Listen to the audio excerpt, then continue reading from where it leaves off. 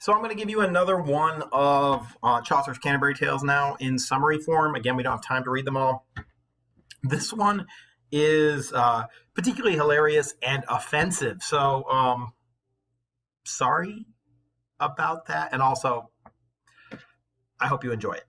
So the Miller's Tale, the narrator is a miller. He's described in the prologue very briefly as being incredibly strong, being in bar fights frequently, and being drunk. And the miller is drunk. We find out actually in the prologue to the Miller's Tale itself that the miller, whose tale goes directly after the Knight's Tale, is very upset because the Knight's Tale was about true love. And the miller does not believe in true love. It turns out that after the Knight's Tale, the host, the innkeeper, tries to get the monk, who's the next highest ranked guy in their group.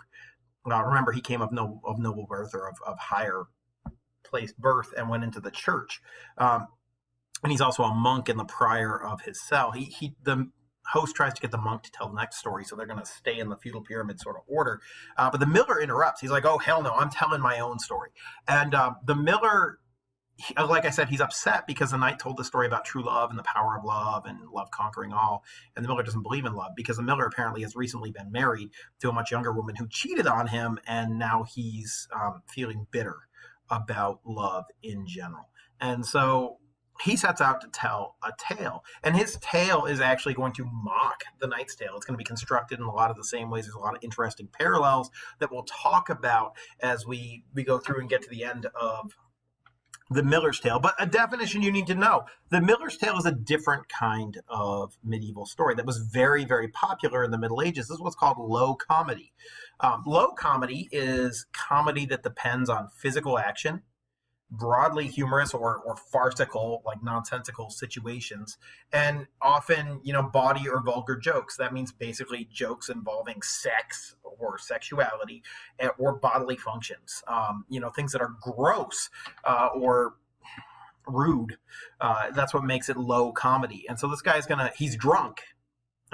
Chaucer makes it very clear this guy's drunk before he even tells a story, and then he rudely interrupts, and so he prejudices you against the miller from the very beginning through his actions, and then his story is going to be this rude, offensive, hilarious tale about why love is an illusion.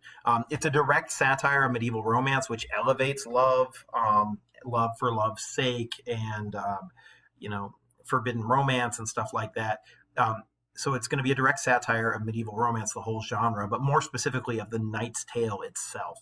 It follows the Knight's Tale directly, and clearly the miller is trying to upend what the knight has done in his beautiful tale of Palamon and Arcite. The setting here is very different. It's not set in ancient Greece or anything like high and elevated. It's set in contemporary Oxford, where there's a university. So the setting, the main characters, we'll go with the main characters. Your main characters are right here. John is an old carpenter. He's probably like 60 years old. It doesn't tell you his age, it just says that he's old. And he's a particularly jealous husband. He's married to this girl, Allison, who's his wife. She's 18 years old. And very attractive, very pretty. And of course, John is always expecting that she's going to try and cheat on him or leave him or whatever. And so the story actually refers to it as a May-December romance. So Allison's in the May of her life, young, just reaching adulthood. And John is in the December of his life, just about to die of old age. There's a pretty big age gap and kind of disgusting by modern standards. But John is pretty happy to have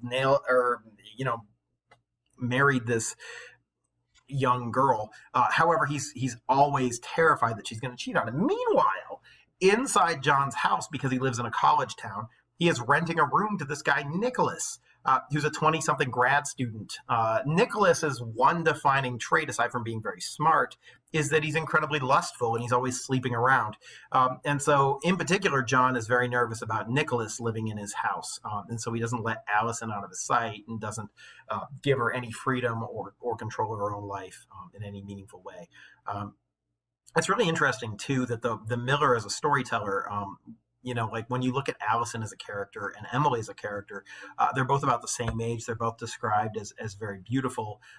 But Emily, whenever she's described in The Knight's Tale, she's described with flower imagery. She's always, this flower. And Allison, whenever she's described in The Miller's Tale, as you read the story, she's described with animal imagery. She's compared to a minx or a weasel or various other. One time she's compared to a lollipop. Like very, very sexual and very different imagery than, say, roses, which the knight is constantly comparing Emily to. Anyway, the only other character that really matters in the story is this guy named Absalom. Absalom he's a guy who lives in Oxford, particularly involved in the church. He's incredibly polite and chivalrous. He thinks of himself sort of as a knight, even though he's not a knight. And he has a big crush on Allison. He doesn't, she's married, but he doesn't see this as a problem because he looks at models like Sir Lancelot. And so his love for her is love for love's sake, and it's never going to be consummated. He's going to crush on her and become her champion and her guy and all of this kind of stuff. He's incredibly polite, and he hates anything that's a breach of etiquette. And the book goes out of its way to tell you that he particularly hates farting in public. Anybody who farts in public, that's, oh my God, what a horrible thing for them to do. And so Absalom is interested in Allison. Allison, by the way, has absolutely no interest in Absalom. She's like, get away from me, buddy. But he's determined that he's going to be her knight errant, champion, what have you. So let's do the story. This one's a lot shorter than the last one, so it shouldn't take me 20 minutes to go through it. Story opens up with John the carpenter and Allison in the house. Goes out of its way to talk about how attractive and spry and young and quote unquote full of game Allison is. And how jealous John is and that he never lets her out of his sight. Nicholas, who's living in the house, has not missed how attractive Allison is, and he is scheming for a way to get her alone. John leaves very briefly at the beginning of the story, and Nicholas goes up to Allison and essentially like molests her, and is like, hey, you want to get with me? And Allison's like, no. And Nicholas is like, well, if you don't get with me, I'll die of sorrow and sadness because you're so beautiful and perfect. And, he puts some moves on her, and then Allison is like, okay. Right. And so the two of them want to get together despite the fact that she's married to John, and they've got to find some way to do it. And so they start plotting to get together and, play a game of Twister while John is unaware of what they're doing. And Nicholas starts thinking about this. Meanwhile, Absalom comes to the house and serenades Allison outside of her window, singing some sort of courtly knightly song and calling her milady and stuff like that. And she tells him to get the heck away. Meanwhile, Nicholas comes up with his plan. His plan is pretty genius. Remember, he's a grad student at Oxford, which is a religious university.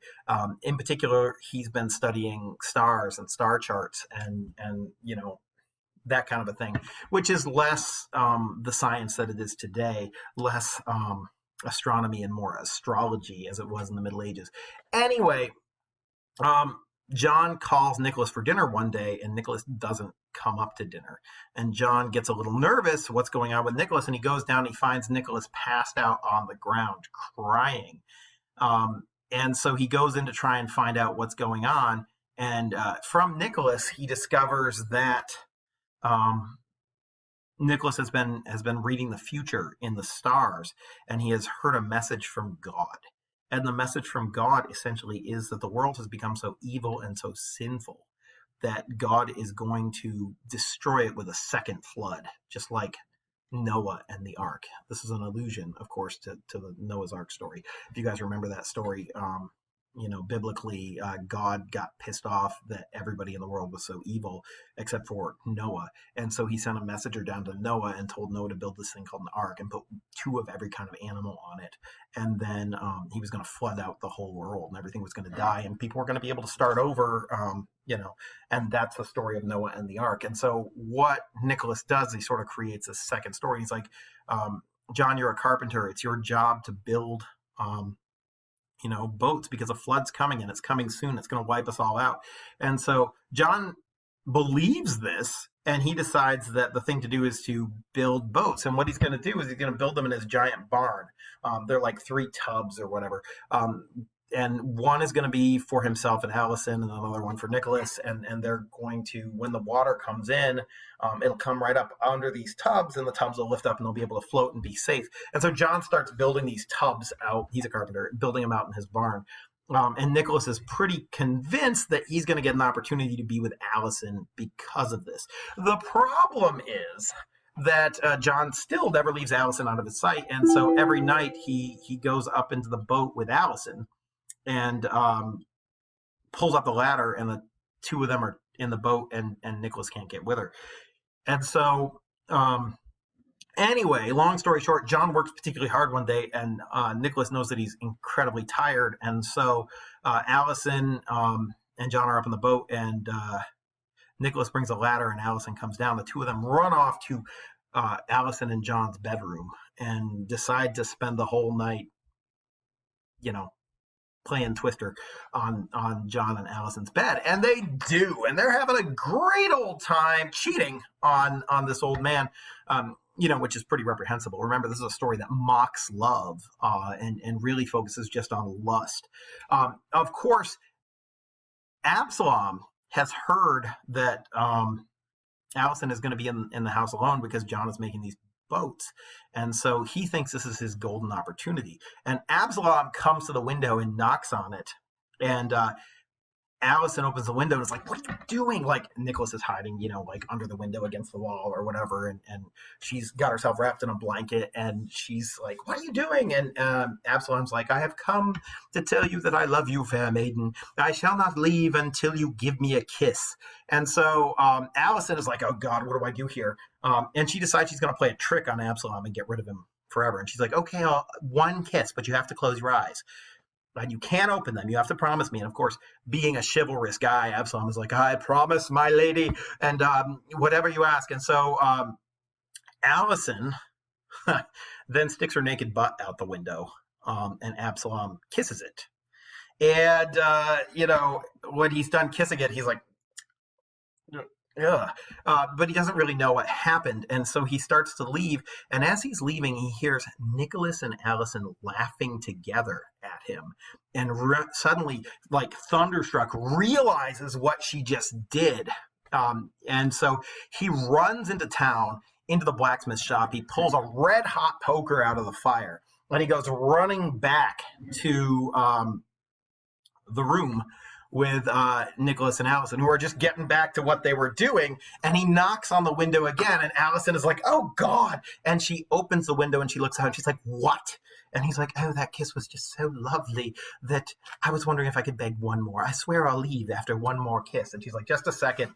And she goes in and she whispers with Nicholas, and Nicholas is like, "That's it. We're going to get rid of this guy forever." And so he decides that he's going to punish Absalom for coming back by not only making Absalom kiss his butt instead of Allison's, but he decides he's going to fart on him. He's going to, because the guy hates farting, he's going to launch this giant fart that he's been storing up, and it's going to go right in Absalom's face. You can tell this is low comedy, right?